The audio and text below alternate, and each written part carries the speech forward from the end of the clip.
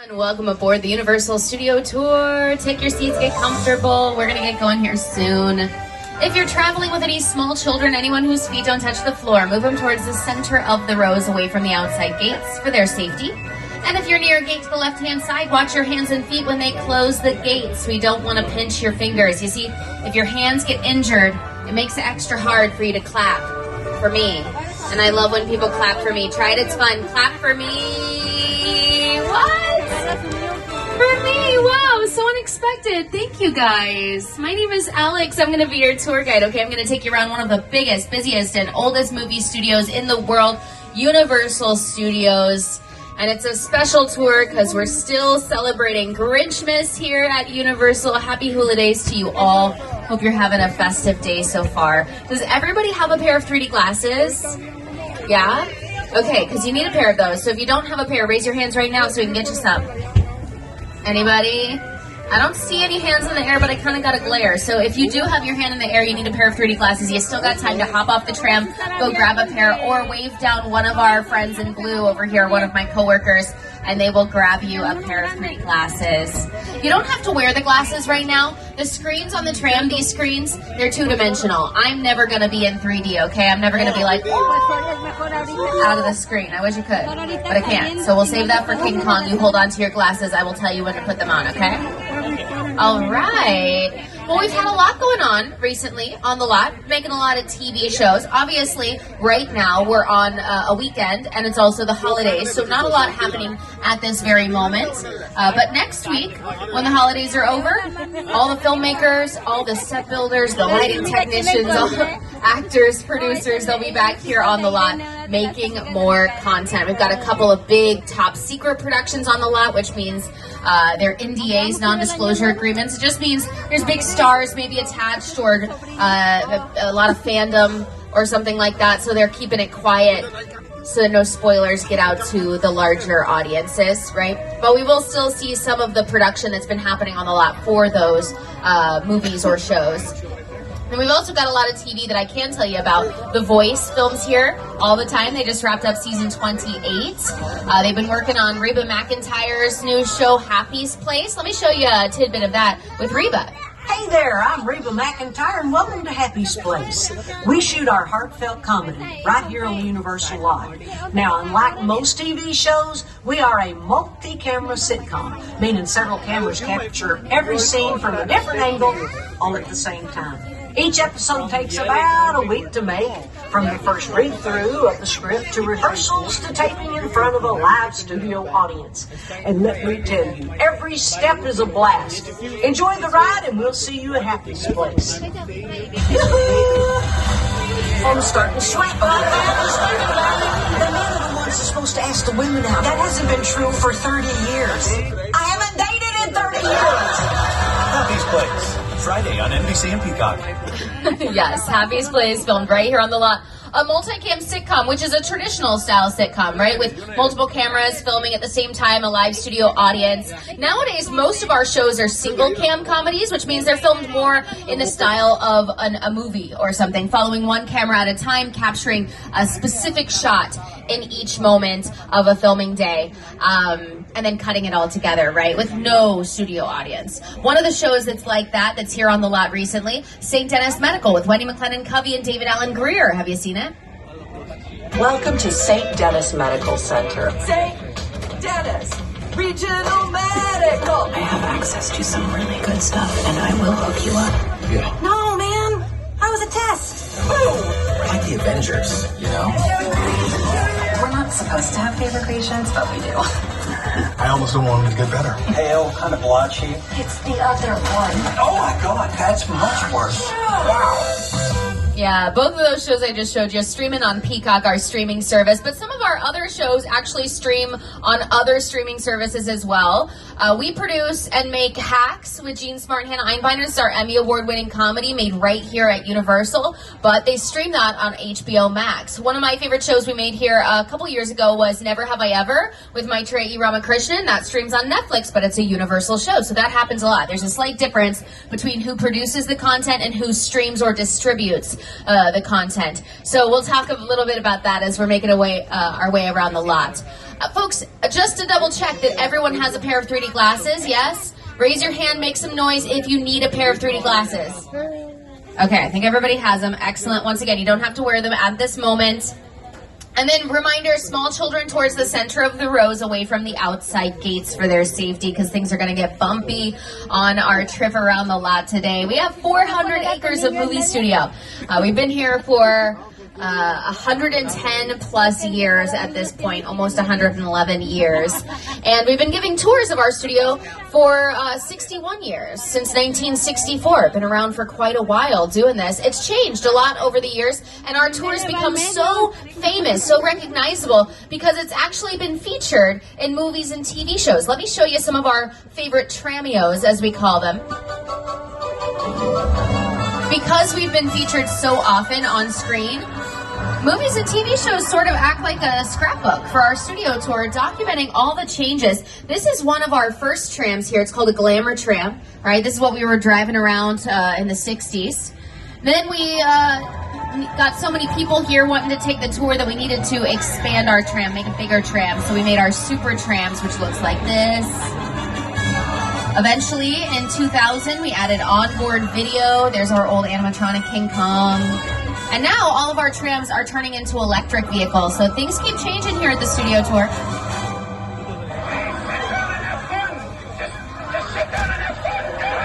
The tour guides have mellowed out a lot over the years. It's a positive change.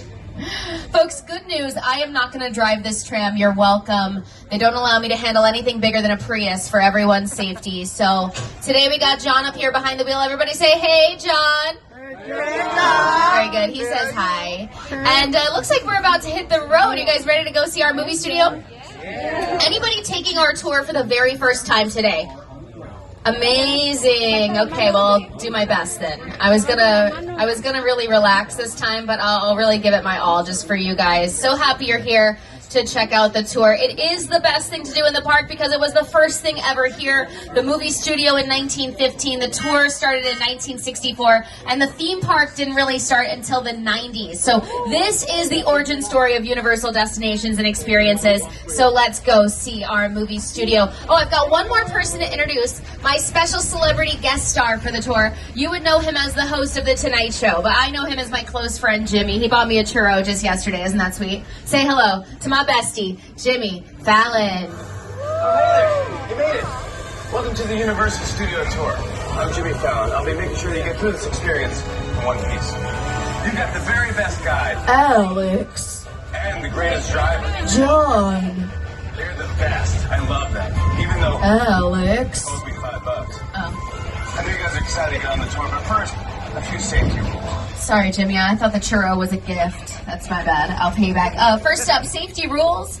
If you need guest assistance or you have a medical emergency or you drop something of value off the side of the tram or have any sound or video issues, reach up, grab the red E-cord that runs along the center of the ceiling of the tram, and I'll be back to assist you as soon as it's safe to do so. Otherwise, stay seated. Keep your arms and legs inside the vehicle. Use that red cord if you need any assistance. The studio is private property. If you drop your phone or you just can't wait to use the restroom, pull the cord, remain seated. No smoking allowed, and be prepared. Our tour features loud noises, fire effects, water effects, so you may get wet, and sudden tram movements, so secure your personal belongings and hold on. Finally, for your safety and the safety of those around you, do not use selfie sticks while on board the tour, okay? All right. Well, hey, before we leave the theme park for good, look off to the left-hand side. You'll see our new roller coaster opening next year, Fast and Furious Hollywood Drift. 2026, you'll have to come back and drift with us, okay? It's going to be awesome. But for now, we're going to drift away from the theme park altogether. By theme park, we're going into our movie studio down the Universal movie timeline. To the right of the tram, you're seeing movie posters here from just a few of our favorite films here at Universal. We've most likely made a few of your favorite films because, frankly, well, we've just made a lot of films, okay? We've been here making movies since 1915. It's a lot of time to make a movie that you particularly loved.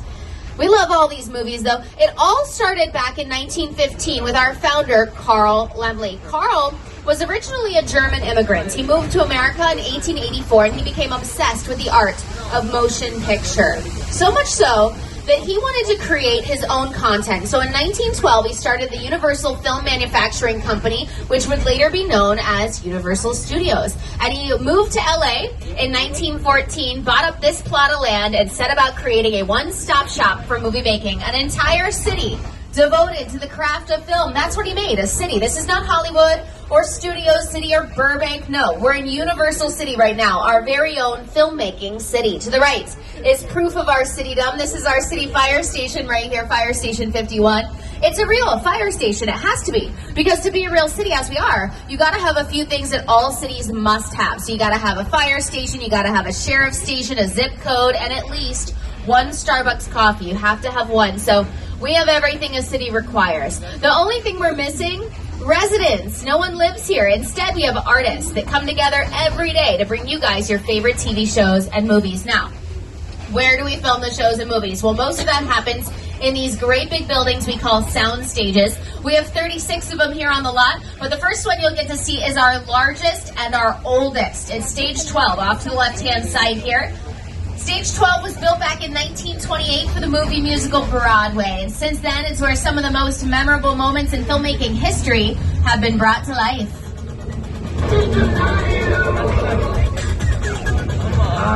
All these scenes were filmed right there in stage 12. See, our sound stages start empty.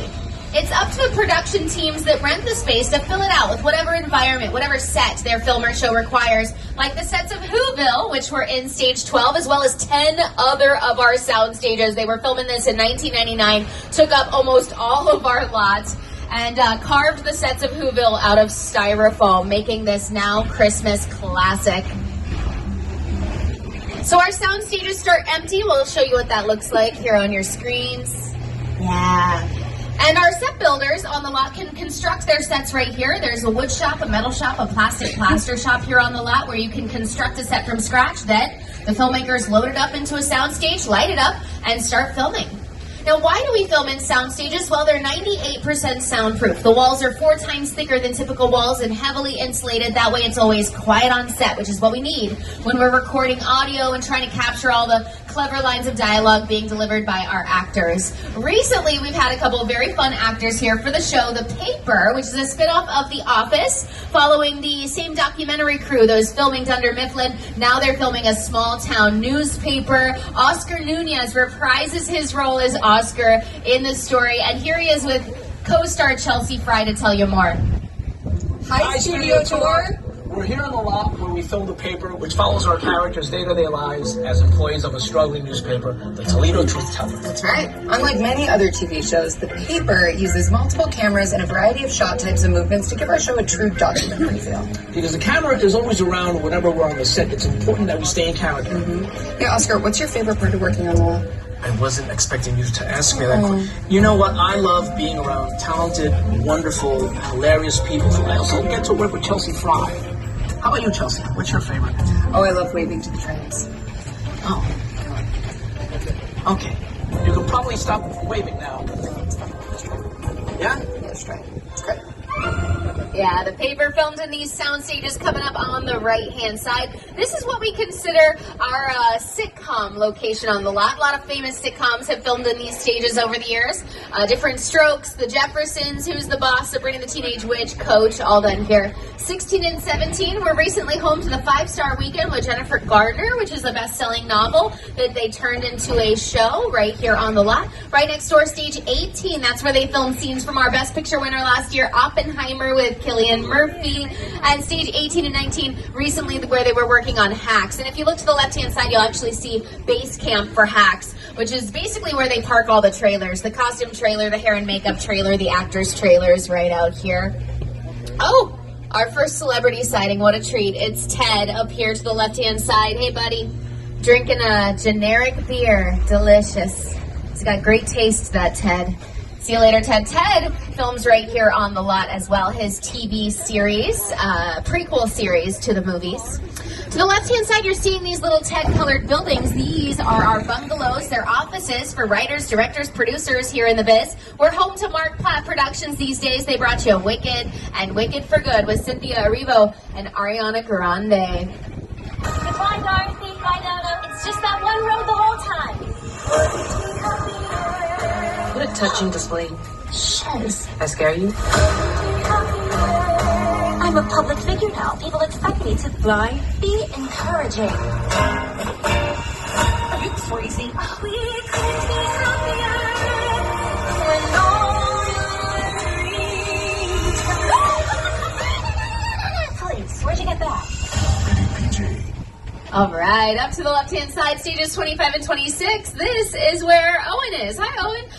It's also where they filmed St. Denis Medical with Wendy McLennan Covey. I showed you guys a snippet of that a little bit earlier. So this is where it all happens. If you were to walk into that building, it would look like the inside of a hospital. And that's what we're mostly doing in our sound stages, interior scenes. Scenes that happen inside buildings like bedrooms, offices, kitchens, things like that. But then sometimes you got to see outside on camera. Those are called exterior scenes, and those sets sometimes need to be much bigger than our sound stages allow. So that's when we film instead on the backlot. That's where we're going right now, folks. Look to the left-hand side. This is our first and largest backlot set, the Metropolitan set, our city here at Universal Studios. We're going to see more of it in a moment, but first, I got to get you out of our city, away from the concrete jungle, so we can go to the real jungle of Skull Island.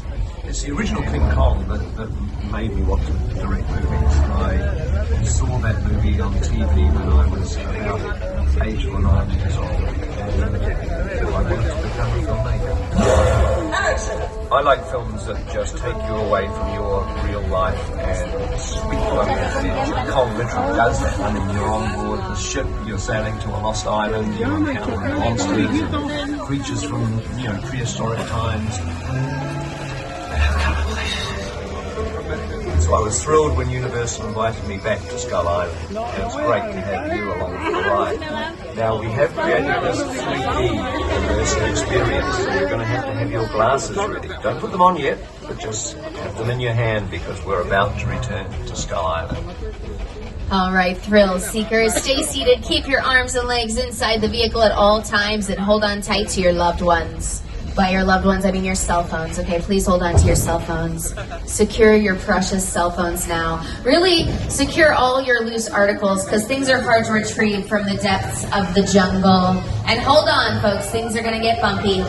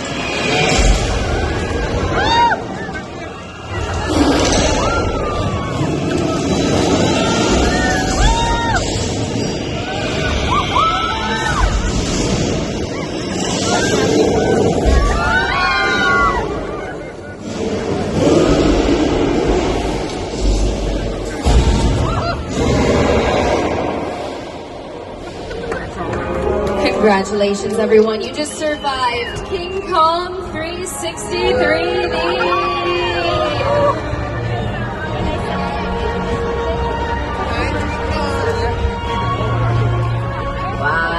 That was awesome, right? King Kong was like, "Rawr," and the T-Rex was like, "Rawr," and you guys were like, oh, I got wet. Take off your 3D glasses, folks. You won't need those anymore. Hold on to them for me. We'll get those back at the end. Let me tell you a little bit more about that experience. That was designed by Peter Jackson and the team at Weta Effects. Weta Effects is an Academy Award-winning visual effects company, which means they do computer-generated effects, CGI, things like that. You may never have heard of them, but you've probably seen their work in films like Avatar, Rise of the Planet of the Apes, The Lord of the Rings trilogy, King Kong, Avengers Endgame, Avatar, The Way of Water, and one of my favorite TV shows from the 90s, Xena the Warrior Princess, starring Lucy Lawless. So good. She's flawless, Miss Lawless. Go and watch some Xena, you guys. All right. Back into our city as promised. Now, we can only drive around the outskirts of our city right now, and this is your final chance to see our main street, New York Street, so get your pictures. You'll see that pizza sign in the air with the awnings. That was just added for an upcoming production that's taken over our entire 4-acre set of our city.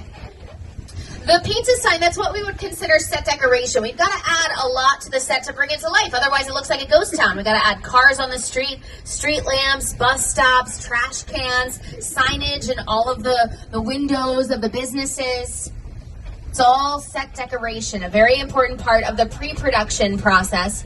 And see some examples of our city coming to life up on your screens. One of my favorite examples of filming in our city that I love to mention this time of year is Jingle All the Way with Arnold Schwarzenegger. If you haven't seen it in a while, check it out, because they take over our city for the Minneapolis Christmas Parade, and it takes up a large portion of the film. It's a great view of our city, all dressed up for the holidays.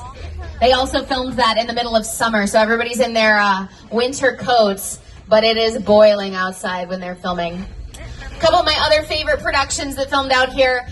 This city was Chicago and the Blues Brothers, my hometown of Kansas City in the movie City Heat, London and The Prestige with Christian Bale and Hugh Jackman. It's been home to action scenes for Captain America, the First Avenger, Transformers with Shia LaBeouf, Hobbs and Shaw with Dwayne The Rock Johnson. You see down here where they've got this construction happening? They're building a bar or some sort of restaurant down at the end of the street for this upcoming production that's taken over our city. But since the city is very much being utilized, we're going to go check out and get better views of some of our other exterior sets on the lot. We do have a lot of them, so let's go see them now. Folks, off to the left-hand side, you'll see stages 30 and 31, home of everyone's favorite singing competition show, The Voice. Season 28 just wrapped. They had Snoop Dogg and Reba McEntire on the team. And Reba was pulling double duty, right? She was filming for The Voice, but she was also filming Two Doors Down in stage 33 for her sitcom Happy's Place. Yes. And Happy's Place films right next to my personal happy place, which is this lake. This is Park Lake. Isn't it lovely? It's a filming location, but it's also a home to a whole family of adorable ducks. Do you guys see them out there? They're so cute. They're way cuter than the creature that used to inhabit that water. The gill man from Creature from the Black Lagoon. Yeah, he used to live here too, but he didn't look as cute eating breadcrumbs out of our hands, that's for sure. He's very scary. His design was done by an artist named Millicent Patrick. She was originally a Disney artist. She moved to Universal, became one of the first women ever added to a special effects makeup team in the industry, cementing her legacy forever with this famous design. Now, this is just one of our many monster movies, Creature from the Black Lagoon, but we're famous for those classic monster films that we mostly made back in the 30s and 40s, like Frankenstein and Dracula, The Wolfman, The Invisible Man, Bride of Frankenstein. All these classics were made right here at Universal in this village on the right-hand side. This is Little Europe, and we're going to go there, but I got to warn you, if you're a scary movie fan or a monster movie fan, well, unfortunately, Little Europe is not much of a scary place nowadays. Now, it's more of a good place. From the good place. Welcome to the good place, y'all. You made it. You, Eleanor Shellstrom, are dead. Cool. This location, the afterlife, I've never ever seen this. You're in the good place. I'm not supposed to be here. I can't risk going to the bad place. Maybe it's not all that bad. How can I help you? What is the bad place like? Well, it doesn't sound awesome. No, that sounds pretty bad, but this place is awesome, and it's great at being good places or bad places. It all really depends on how we decorate it. Right now, we still got some flowers in the windows, some bright colors on the walls, so it very much resembles the good place, and it reminds me of other fantasy locations we've created here. This has been Cinderella's Kingdom in Rodgers and Hammerstein's Cinderella, starring the best Cinderella ever, Brandy. It's also been the fictional kingdom of Genovia in Disney's Princess Diaries 2, a royal engagement with Chris Pine and Hathaway, a millennial classic. But it's not all just a fantasy here in Little Europe. We call it Little Europe because it's great at playing real places in Europe. It was Paris, France in 1923 for The Hunchback of Notre Dame. Germany in All Quiet on the Western Front back in 1930. Spain in City Slickers with Billy Crystal when they did the Running of the Bulls scene. They're even adding some to our little village here for an upcoming production. Very much Spanish architecture as well. So we'll see what that turns into. We're loving all the added construction on our lot right now, folks. I've been here for almost 10 years. I have never seen them adding so much to our sets since being here, starting back in 2016. So pretty cool to see the lot so active these days. All right, folks. We're gonna go into a soundstage here, but just to let you know, we're about halfway through the tour. Reminder to stay seated. The studio is private property. If you drop your phone and you just can't wait to use the restroom, pull the cord, but do remain seated on the tram. Especially as we enter this building here, folks. This is the stage that we've equipped to be able to drive our trams through. We love to show our guests an empty soundstage when possible, but this soundstage is not empty, not at all. We actually have permission from the production that's been using this space to see their hot set while they're gone for the holidays. And we even left on some lights so that you guys could see what a hot set really looks like for a day of filming. So it's pretty cool. Now, I can't tell you much about this production either. It's another one of our top secret productions. I can tell you it takes place in San Francisco. And that's because to the right there's a sign that says, "Welcome to San Francisco." That's what I'm using to guess, right? We got some context clues. Wow, I think we're having a little earthquake. Stay seated, hold on. Wow, these things typically pass very quickly, okay? There's no need to panic. I repeat, there is no need to panic. Wait, what's that? Oh no, the roof just caved in. Everyone panic! I said everyone panic. There we go, there we go. Okay, good.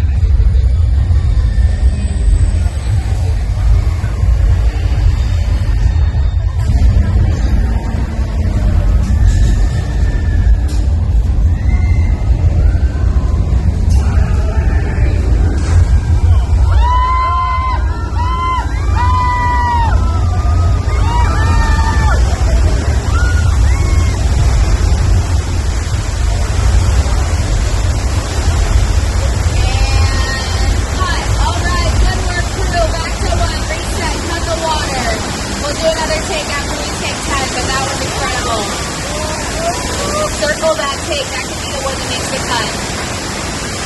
Wow, your acting was spectacular, everyone. A little late on the cue, but once you got it, your panics were impeccable. Thank you so much. Very natural. Folks, that was Earthquake, the big one, built for our tour back in 1989. It was based on a movie we made in the 70s called Earthquake, and that's when we were making a lot of disaster movies here in Hollywood. We go through these genre phases here in town where all the movie studios are making the same type of movie. We're in a very extended superhero movie phase at the moment. It's kind of dwindling. We might move on to something else soon. But when we first opened, it was westerns. The 30s and 40s, it was monsters. But in the 70s, disasters. Earthquake, Airport, we made here at Universal. And a little movie in 1975 that would become the biggest disaster movie of all time. Launched the career of one of our favorite directors and terrify audiences for generations to come. It's, of course, Jaws, directed by Steven Spielberg. Let's go to Amity Island. Now, don't worry about the shark thing, okay? We caught a shark this morning. The water should be clear and free of predators, no problem. And just in case we have any trouble, we do have a friend here from the police team doing a dive to make sure the waters are clear. It's Officer George. Stay seated, hold on to your stuff, and let's check in with Officer George right now. Oh. Okay, we got a shark in the water, but George is going to take care of it, okay? He was trained to deal with sharks like this. Officer George is the best and bravest officer on the entire force. Oh no. Officer George was the best and bravest officer on the force, and may he rest in peace. All right, what's going on out there? Oh, we put some bait on that yellow barrel. It looks like the shark has taken the bait. That's good.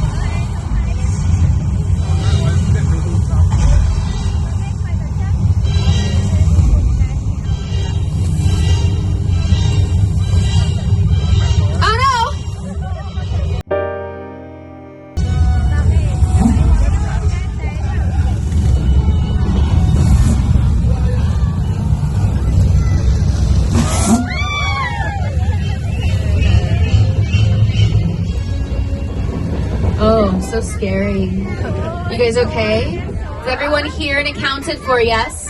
Anybody missing? Raise your hand if you're missing. Only if you're missing. Okay, found you guys in the fourth car. You're all found and safe. Whew, what a relief. Let's get out of here. That's our mechanical shark, Bruce, modeled and nicknamed after the original shark from Jaws. And don't worry about George, kids. George is going to pop back up and die again in 30 seconds. That's what he does all day long. He's very comfortable with that, I promise. Both George and Bruce are what we consider special effects, which are live effects that happen right there on set, as opposed to visual effects, which is what we saw in King Kong, the computer-generated effects, right? We're going to show you some more special effects right now as we pull on down into old Mexico. This is where we're going to show you how we might whip up some weather for a scene, which we love to do, because we love to add rain to a scene. Think about it. Rain increases the emotion, the tension, the drama of whatever scene it's used in. Sad scenes get sadder in the rain. Scary scenes get scarier in the rain. Even romance scenes somehow get more romantic in the rain. I don't know why it works, but I've seen The Notebook, so I know it does. It works very well. Pride and Prejudice, rain is great for romance. So we're going to add some drama to our tour right now by adding some rain. You guys ready? Okay. And action. Beautiful. Yes. This is exactly how we would do it for the movies. We're using a very complicated, very intricate system here. It's called a sprinkler. Maybe you've heard of it. Shoots the water out and up. That way it falls back down as naturally as possible. And now we have a storm. If we were filming this rain, we would need better lighting. If you don't light rain correctly, it could just make your picture blurry. The trick is to actually backlight it from a slight angle, then it usually shows up nice and crispy on screen. You're not just hearing rain, you're also hearing sizzling bacon, a sound effect often added to rain to make it... Wait, what's that? Oh, no, no, no. Cut the water. We got way too much rain. It's a flash flood. No, not up here. I'm up here. Oh, no. Okay, we're good. We're good. We're good. I stayed dry. How'd you do? Pretty good? You did better than Paul Giamatti and Big Fat Liar, that's for sure. Yeah, we'll see about that. Yeah, Paul takes on our flood and fails miserably. But you know who hung in a lot better? Lady Gaga. She stood in that same flood in a full-length gown for her music video for Judas. Refused to use a stunt person. She's very brave, that Gaga. Now, a lot of brave scenes have happened here in the dry part of Old Mexico. Scenes from Disney's Pirates of the Caribbean, Curse of the Black Pearl, and Paramount's Nacho Libre with Jack Black, the bravest luchador. But if you're looking for the true home of the brave here at Universal, well, look no further than right here in the Wild Wild West. Welcome to 6 Points, y'all.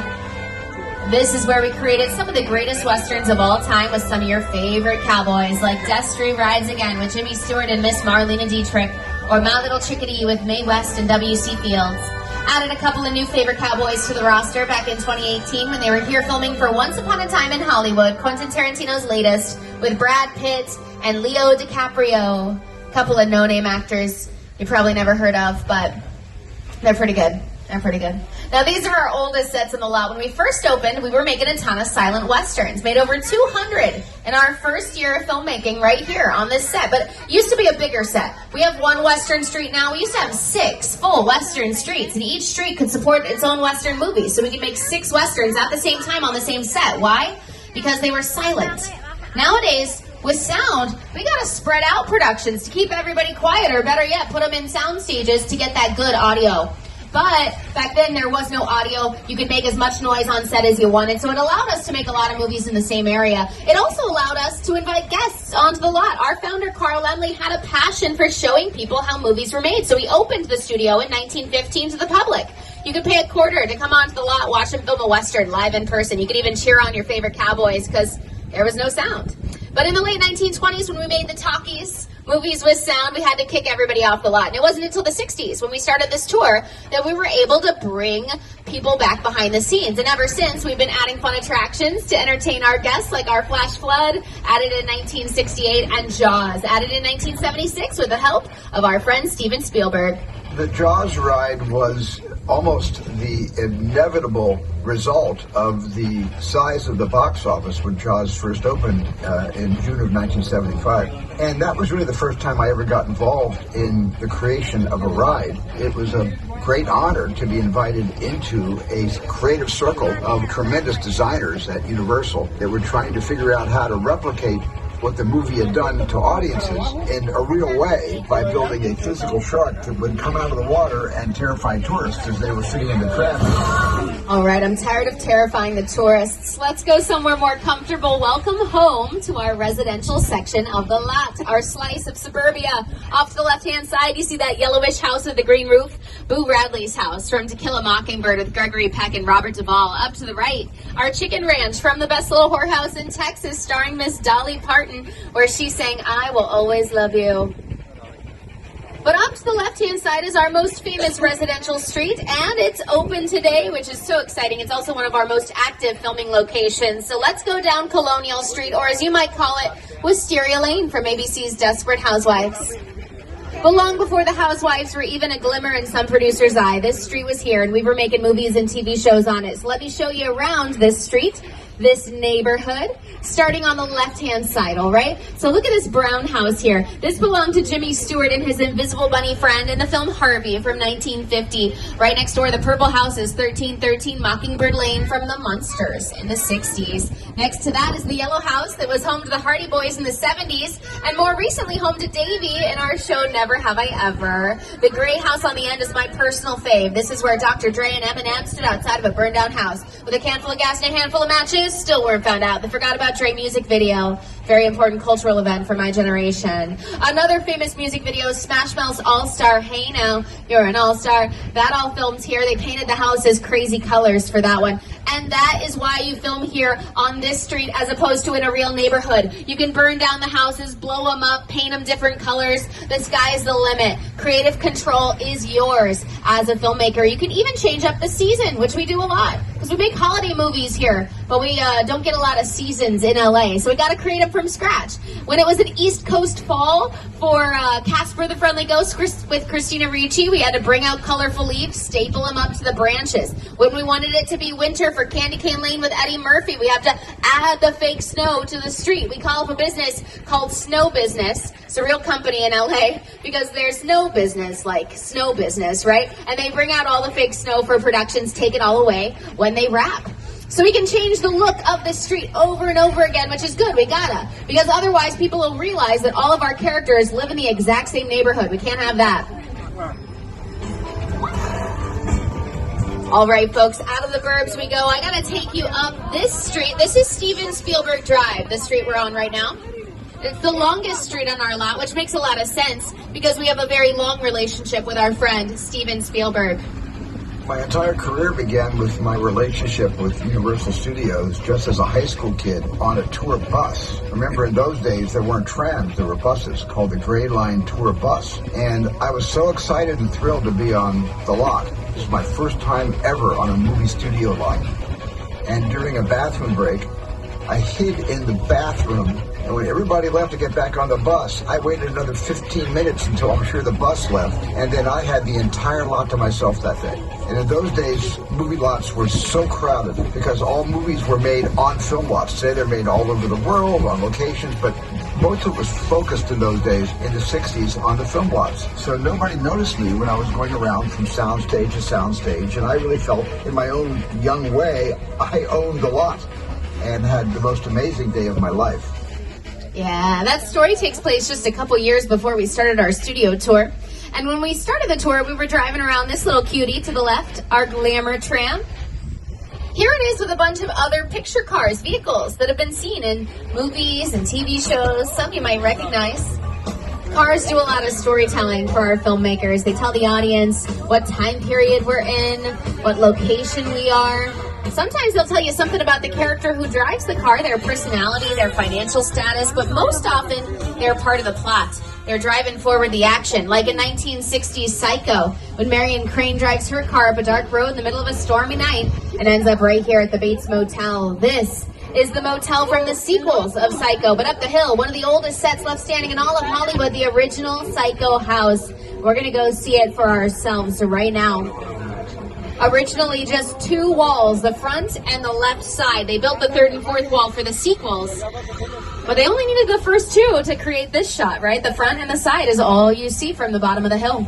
Now, I know this is a very spooky set, so I'm going to play some relaxing music to get us through this moment calmly. Breathe in, breathe out. This song is called The Murder, composed by Bernard Herrmann, who scored many of Hitchcock's most famous films. But before he was scoring movies for Hitchcock, he was conducting music for radio plays. He conducted the famous 1938 version of War of the Worlds, directed by Orson Welles, which would later inspire Steven Spielberg to make his own version of the story right here in this very spot in 2005. Welcome to the set where Tom Cruise and Dakota Fanning hide out from an alien invasion. That is a real airplane bought and destroyed for this very scene. Take a look. The airplane crash site set is a perfect example of a set that is all designed around the vision of Steven. For them to sit down to talk about the War of the World, I thought, what if the 747 goes down right in a big neighborhood? Because it's just something you don't see. You're doing good. Listen to me. Listen to me. Now listen, I want you to close your eyes, okay? Now close.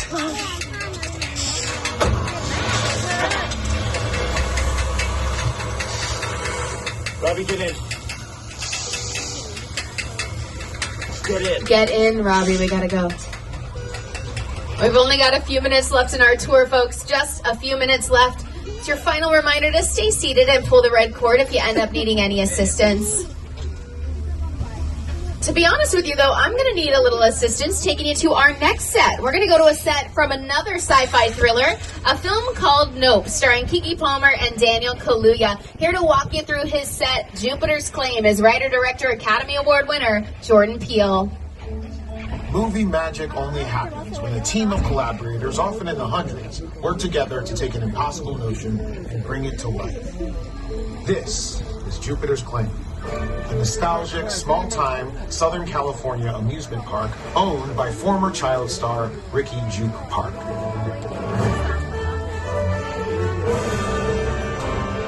Over there, look into the winking well and have your picture taken just like the kids in that old 90s movie Kid Show. That's what this whole place is loosely based on. Remember that one? No? Why? A little further down, you can see the brand new Star Lasso experience, built to showcase an unbelievable new live show. It's not looking so live anymore. Anyway, behind this Hollywood fantasy of a gold rush frontier town lies a sinister secret.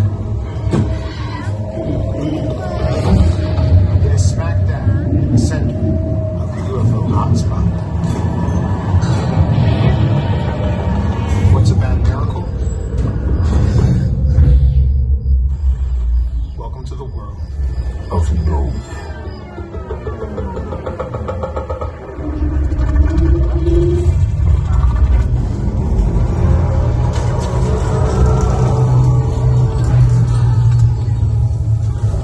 As we exit here, it's a great example of some of the sound effects used in the film.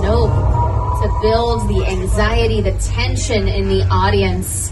Sound effects is a really powerful way to enhance the emotional effect of a film. There's a lot of ways though, right? We use sound effects. Music is maybe the most common way to add emotion to a story. You can also use lighting, pacing, color to all influence the emotional effect. Color can be very specific because individual colors have certain psychological effects on the mind, color theory, right? So if a filmmaker uses a lot of one color in a movie, it might set a certain emotional tone for the film. You could use a lot of red to create a sense of danger, or green for an air of mystery, or blue for a little relaxation. I'm feeling kind of relaxed right now. We got a lot of blue here to the right-hand side. You see this? This is the filming location. This is Falls Lake. The big blue wall and the giant pit in front is Falls Lake. They fill up that pit with water. You can do ocean scenes or lake scenes or Hudson River scenes. That's what they did here for Sully with Tom Hanks. This all filmed right there in Falls Lake, folks. They filled up the pit with water, the plane, the people, Mr. Hanks, all really out there. But everything in the background, the cityscape, the skyline, is just that big blue wall, acting as a giant green screen so that we can digitally impose whatever backdrop we want into the back of the scene, make it all take place anywhere we like. It's the job of a visual effects artist, one of the unsung heroes of our industry, and there are a lot of unsung heroes in this industry because there are so many people that work on movies and TV shows, but we always think of the same ones. We always think of the actors, the directors. We're never thinking about the lighting technicians, set builders, editors, visual effects artists, costume designers, writers, composers, makeup artists, Foley artists. There are hundreds and hundreds of people that work on every single movie. You know how I know? Because at the end, there's always a list. It's called the credits. So next time you watch a movie that you really love, it does its job really well, makes you feel something, makes you laugh, makes you cry or something, maybe, just maybe, stay to the end. Watch the credits roll and take in just how many names scroll by. Give a little nod of respect to each of those artists, artisans, and craftsmen who work so hard day in, day out for months, maybe years, to bring that story to life on your screens and entertain you for just a little while in the theater. I hope we entertained you for a little while on the tram today, folks, but it's time to get you back to the theme park so you can enjoy the rest of your time here at Universal Studios Hollywood. Hey, if you haven't downloaded the Universal Studios Hollywood app, you may want to. It'll give you show times, wait times, all the park info you need, like our Grinchmas activities, which all have show times on the app, like Cindy Lou Who's Story Time, which happens both in Spanish and English, so check that out. If I reminded you of your favorite Universal movie or TV show you want to go watch again, you can find out how to stream and purchase all of our content online at uphe.com. Thanks to our annual pass members for being back with us. If you'd like to become an annual pass member, you can take your single day ticket to the Universal box office, find out how to upgrade to an annual pass today, and then you can keep coming back and seeing me, your tour guide Alex, or your driver John. Hey, clap it up for John, everybody. Make some noise. He got us around the lot safe and sound. Thank you. It's been a joy to be your tour guide, you guys. I'm going to be hanging out over by our studio directory sign as you disembark today, waving goodbye. If you got any questions, comments, compliments, anything at all for me, come up and talk. Your 3D glasses can go in these blue bins out here. We love to have those back because we sanitize them and reuse them as many times as possible. So please toss those back in our bins. And then be on your way. Enjoy the rest of your holiday here at Universal Studios Hollywood. A happy New Year to you all in 2026. We'll see you next time here at the tour. As we say in the biz, that's a wrap. Bye, everyone.